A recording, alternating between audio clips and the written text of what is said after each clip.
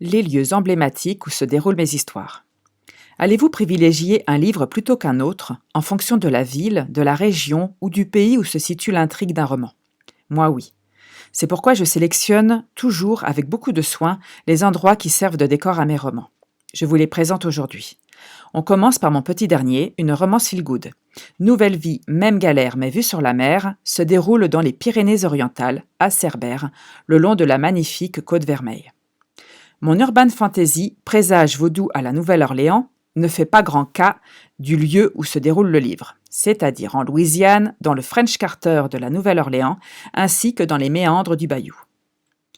Dans ma trilogie Merrily, une romance de fantaisies urbaines, la petite bourgade Bluffin Beach, sortie de mon imagination, est inspirée de Cannon Beach, dans l'Oregon. Plusieurs scènes, notamment dans le tome 3, se déroulent également à Tillamook, dans le même état côtier. Investigation à haut risque, un thriller dystopique romantique. Il se déroule à San Francisco, en Californie, mais également dans le bush australien et à Perth, en Australie occidentale. Dans Théo, une romance post-apocalyptique, il n'est fait mention nulle part d'un pays en particulier. Pourtant, j'ai tout de même eu des sources d'inspiration concrètes. La ville futuriste Brady se situe à la place de Salt Lake City, dans l'Utah.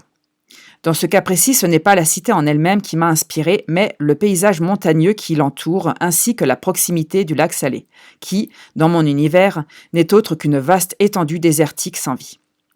Dans la seconde partie du livre, en revanche, l'intrigue se déroule littéralement à West Vandover, située à la frontière du Nevada, et qui, en l'occurrence, est devenue une ville fantôme.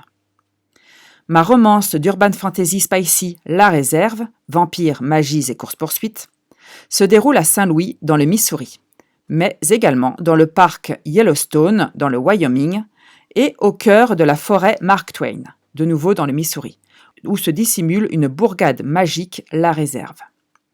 Et pour finir, Sea Surf and Love, une romance sportive qui prend place sur les plages de Santa Cruz en Californie. Voilà, j'espère vous avoir donné envie de plonger dans mes univers aussi variés que passionnés. Bye!